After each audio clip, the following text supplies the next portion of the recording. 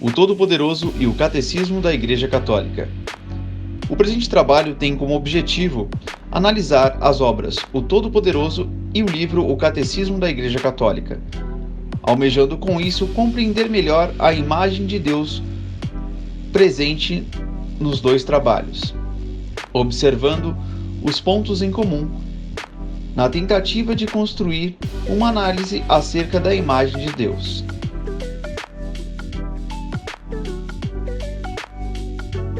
O filme em si gira em torno da vocação do homem e da mulher de serem dominantes da Terra, tendo em vista que quando as coisas começam a dar errado na vida do protagonista Bruce Nolan, ele questiona a existência e o poder de Deus, e quando o protagonista vira Deus, percebe as dificuldades de tudo aquilo. Mas até mesmo quando Bruce não tem o poder divino, ele percebe que em várias ocasiões as escolhas dele o levaram àquele presente momento. Foi uma construção conjunta de fatos da vida pessoal e social de Bruce. Segundo o livro Catecismo da Igreja Católica, 373, segundo o desígnio de Deus, o homem e a mulher são vocacionados para dominarem a terra, como administradores de Deus. O homem e a mulher são chamados a participar da providência divina em relação às outras criaturas. Daí a responsabilidade para com o mundo que Deus confiou. O domínio do mundo, que Deus tinha concedido ao homem desde o princípio, realizava-se antes de mais no próprio homem como domínio de si. O Todo-Poderoso e a imagem de Deus. O filme O Todo-Poderoso conta a história do jornalista Bruce Nolan, que está insatisfeito com sua vida profissional e atribui a culpa de seus insucessos a Deus. Após uma série de problemas, Bruce revolta-se com Deus, após perder sua tão esperada promoção de âncora para um rival no jornal onde trabalha. Logo após sua demissão, Bruce questiona Deus e em seguida recebe um bip de um número desconhecido. Ao chegar no local, Bruce se depara com o próprio Deus, que oferece a ele seu emprego. Nos aspectos técnicos da produção, é curioso notar as metáforas ou texto imagético que o filme propõe. Ao longo de toda sua história, Bruce recebe inúmeros avisos de Deus, por meio de placas de trânsito ou até mesmo de um morador de rua, mas como está cego por seus problemas e pelo seu ego, ele não é capaz de perceber. Os cenários onde o protagonista se encontra com Deus são sempre minimalistas, ou mesmo inteiramente brancos, mostrando que o diálogo que ocorrerá é o elemento mais importante no momento para o espectador. O elevador quebrado é uma das várias metáforas que o filme recorre para que o espectador reflita sobre a vida. No caso do elevador, a mensagem é: na vida não existe caminho fácil ou atalho para alcançar os objetivos, mas sim que se deve viver valorizando cada dia. Visualmente falando, isso é mostrado pela presença das escadas. É interessante notar que Deus diz para Bruce subir as escadas, e na cena seguinte, é o próprio Deus que desce de uma escada, reforçando a importância de se dar um passo de cada vez na vida.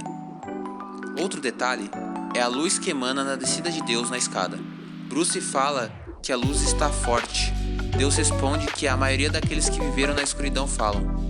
No filme, há alusões a momentos bíblicos, como a abertura do Mar Vermelho por Moisés.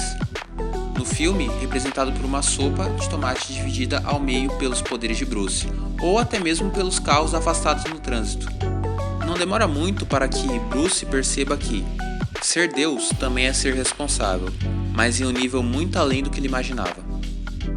Após notar o caos que suas atitudes egoístas haviam causado, Bruce se reencontra com Deus, que de modo sereno diz a ele que nada está tão ruim que não possa ser restaurado. Assim sendo, o Criador conserta o erro de Bruce após ouvir dele que o que mais importava era que sua esposa, Grace, fosse feliz. Pontos chaves. Algumas das frases ditas por Deus, personagem de Morgan Freeman no filme, sintetizam a imagem de Deus retratada no filme. São elas. Uma mãe solteira que trabalha em 2 empregos e ainda acha tempo para levar o filho para treinar futebol, isso é um milagre. Um adolescente que diz não às drogas e sim à educação, isso é um milagre. As pessoas querem que eu faça tudo por elas, mas não se dão conta de que elas têm o poder.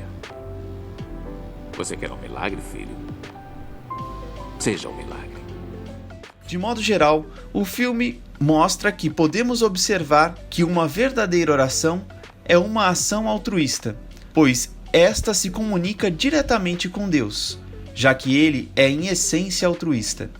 Assim sendo, se o homem é sua imagem e semelhança, é pois nessa virtude que reside a imagem de Deus, no ser humano, ou melhor, é onde está a partícula do Criador em nós, o elo entre o homem e o divino, o altruísmo.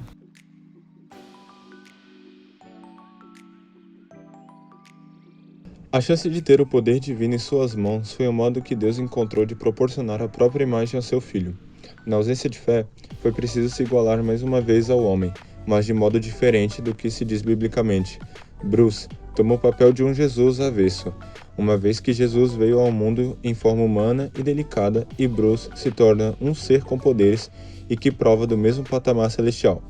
O homem foi predestinado para reproduzir a imagem do Filho de Deus feito homem, imagem do Deus invisível. Colossenses capítulo 1, versículo 15. Para que Cristo seja o primogênito de uma multidão de irmãos e irmãs. Páginas 127 e 381. Porque é a imagem de Deus, o indivíduo humano possui a dignidade de pessoa. Ele não é somente alguma coisa, mas alguém. É capaz de se conhecer, de se possuir e de livremente se dar e entrar em comunhão com outras pessoas.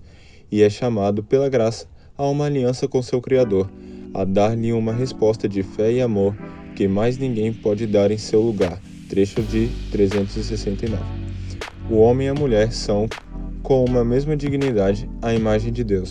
No seu ser homem e no seu ser mulher, refletem a sabedoria e a bondade do seu Criador.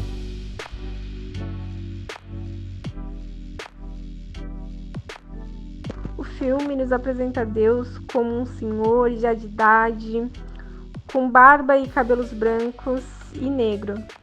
Deus é representado pelo ator Morgan Freeman, nos trazendo um ar de sabedoria, paz, porém com humor e leveza. A história mostra o personagem de Jim Carrey num momento de conflito, onde ele questiona Deus e reclama sobre tudo o que está acontecendo na sua vida. Então Deus decide entregar a ele todos os seus poderes durante um tempo. De início, para ele foi mil maravilhas, já que o ator Jim Carrey tinha todos os poderes do mundo e podia fazer o que desejasse. Porém, ao decorrer do filme, também mostra a responsabilidade de ser Deus. O ator começa a perceber que não é apenas sobre ter poderes, não se trata apenas da parte da onipotência, mas também da onisciência e onipresença. O peso de ter a responsabilidade sobre tudo e sobre todos em suas mãos. As preces que eram feitas, as angústias que o homem sentia, as curas, os milagres e o julgamento. O filme mostra de uma forma leve e descontraída, mas ele passa uma mensagem, ele dá uma lição mostrando que não é fácil ser Deus e que ser Deus não é apenas sobre ter superpoderes, mas ter a responsabilidade e o peso de decisão, do julgamento, e que não é um trabalho para se tirar férias, mas é um trabalho, é uma vida, é algo que só realmente Deus conseguiria fazer e arcar com essa responsabilidade, que não é algo que o homem comum saberia fazer, já que o julgamento, a cura, a onisciência e a onipresença, a misericórdia, é algo que realmente apenas a divindade, Deus, poderia fazer com bom êxito.